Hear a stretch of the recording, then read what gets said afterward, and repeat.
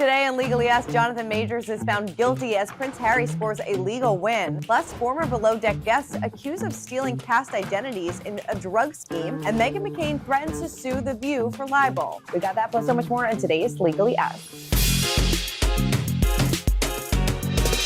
Hey everyone, and welcome to Legally Asked. I'm Christina. That's, of course, Neama Rahmani, President and CEO of West Coast Trial Lawyers. Hi, Neama. How are you?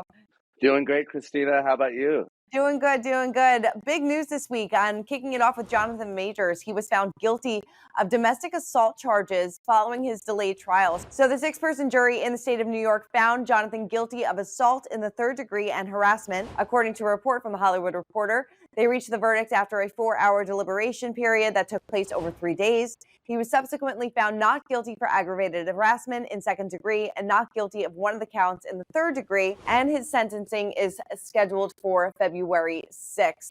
So were you surprised by this verdict? Christina, I wasn't surprised. There was a lot of evidence against Majors. The text messages were bad, comparing himself to Barack Obama and Martin Luther King, two of the most important men in American history. But really, if you look at the physical evidence, I think that it was going to be very hard for the defense to show that the cut behind the ear or the finger marks around the neck, that somehow those were inflicted by Jabari. I know they had an expert come and say that the broken finger may have been caused by her attacking Majors, but I think there was enough evidence in the case to return the guilty verdict that the jury did. It was still a compromise verdict. They came back not guilty on some counts, and I think what the jurors decided was there was enough evidence to show that he recklessly harmed Jabari, but maybe not enough to show that he acted intentionally. For his defense, knowing that there was text messages and things like that, are you surprised that it actually went to trial and they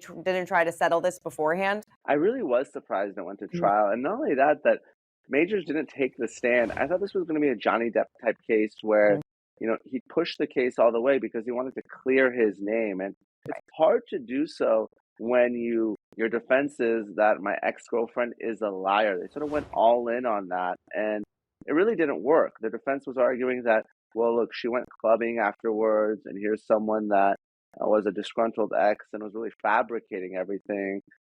Unfortunately, the jurors sort of heard a one-sided account, and they at least believed Jabari and some of the evidence that was really hard to dispute, the recordings, the text messages, the pictures and the video. And I think ultimately that's what got him convicted. Definitely. Well, sentencing, like we said, is next year.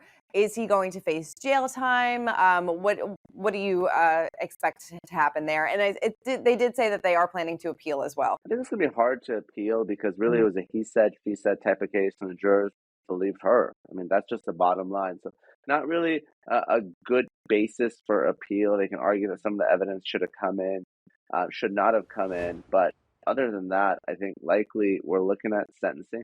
I don't think he's going to get much time, if any. These are misdemeanor counts. He was acquitted of some.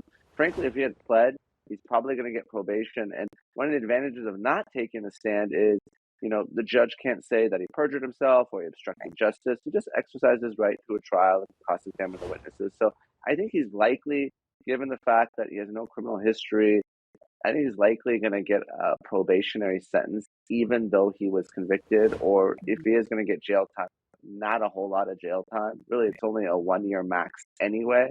I think he did this, again, for his acting career, but unfortunately it did not go well for him, and he was dropped the day that he was convicted. All right, well, we'll have to wait and see what happened. But moving over to London, and a big win for Prince Harry because a judge found that there was sufficient proof that the publisher engaged in unlawful information gathering, including phone hacking. So as you know, the Duke of Sussex sued Mirror Group newspapers, which owns publications like the Daily Mail, for allegedly hacking his phone to obtain information between 1996 and 2011. While the media company denied the claims, a London judge determined that the evidence submitted by Harry's legal team had been unlawfully gathered by journalists, and Harry was awarded $180,000 in damages. While his trial against Mirror Group newspapers came to an end, Harry is gearing up for another court case against News Group newspapers. But this seems to be a big win for him and, headed in the right direction. Another trial is set for next month. So is this a big deal for him? Is this the momentum he needs going into the next trial? Well, it's a win, but Harry may have won the battle and lost the war. $180,000 isn't a whole lot of money when you push a case all the way to trial, it may not even cover his legal fees. But, Mhm. especially in a case like this where, there was a commission that investigated this and found that this phone hacking actually happened. So it wasn't really a question of liability or fault Mhm. or who did it, but really how much the prince was going to get in terms of damages. And I think he was expecting a much bigger award. Now, that being said, we've talked about this case, and it was never really about the money for Prince Harry. Mhm. Probably he was going to donate any award anyway. I think he Yeah. was just hoping to get more to send a message to the British tabloids. They got hit with a multi-million-dollar judgment.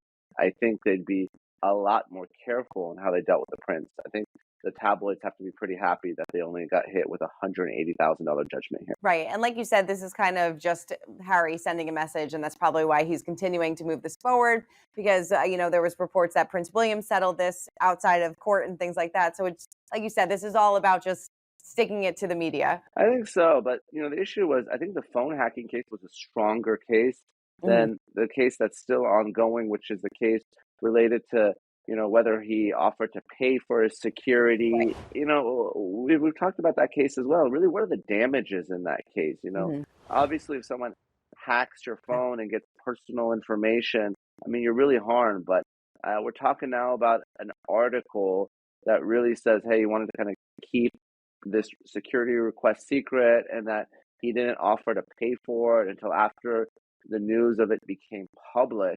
And if that is defamatory, really, how much harm did the prince and Meghan really suffer in that case? So, based on this, if this was a $180,000 case, I expect that case, even if he wins it, to be worth even less. Even less. Interesting. All right, we'll have to wait and see what happens. All right, well, this is a very interesting story. So, former below deck Mediterranean guests have been arrested in a prescription drug scheme, which involved allegedly stealing the identities of several cast members from the hit Bravo series. So, Dr. Francis Martins and his wife, Jessica, were charged on December 14th on 4 counts of criminal sale of prescription for a controlled substance by a practitioner and 4 counts of falsifying business records. So, an investigation began earlier this year when Jessica went to a pharmacy in Kings Park, New York, an attempt to fill a fake oxycodone prescription. The handwritten prescription prompted a pharmacist to call the police, which later revealed that Francis had sent dozens of prescriptions for oxycodone to Suffolk County pharmacies over a 2-year period. Several of the prescriptions were allegedly fake and were written under the names of 2 below deck cast members. They are saying that they are not guilty of all this, but they were arrested and charged with 8 counts of criminal sale of controlled substances and falsifying business records.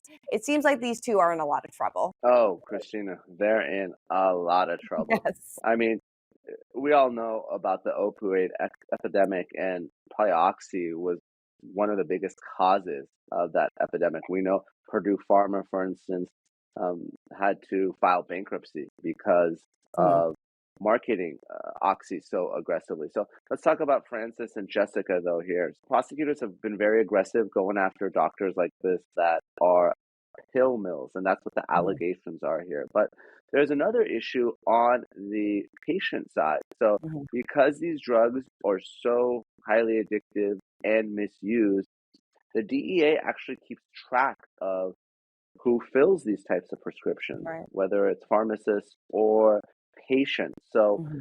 and this is what's called the Cures report. So, Cures, Cures. And the way it works is if someone is filling multiple opioid prescriptions, then the DEA gets flagged. So instead of writing multiple prescriptions to one person, for instance, what Francis and Jessica were alleged to have done is write them to multiple people so it wouldn't Mhm. raise the red flag. The issue was the people they were writing them to weren't actually the people who needed the drugs and were filling the prescriptions, and that's how they got caught. It's they said that they've been placed on a supervised release. So does that mean that the judge thought that maybe they would be like a flight risk? It's actually kind of the opposite because if Okay, they were risk of flight, they would be detained and they got it. wouldn't be released. So normally when judges are deciding on bail, they look at 2 factors, risk of flight and danger to the community.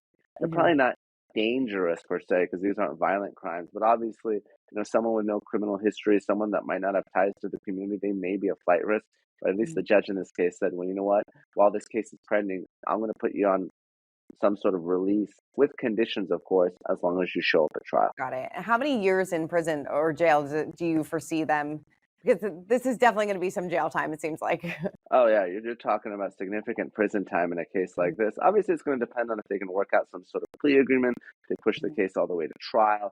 Generally, people that plead, they tend to get less time because they accept responsibility. But I mean, this is the type of thing that would result in jail time with any type of guilty conviction and likely loss of the medical license. All right, moving on over to Meghan McCain, and she is not happy with her former View co-host following her departure, tweeting that she doesn't understand why they continue to bring up her name and slander her on a weekly basis, despite it being years since her departure. The panel were recently discussing President Joe Biden's son Hunter and his decision not to comply with a subpoena to testify in a private hearing about his foreign businesses. So one of the co-hosts spoke about the news and came to Hunter's defense while shading other children of political figures. She said, look, did Hunter Biden influence peddle on his last name? Yes, he did.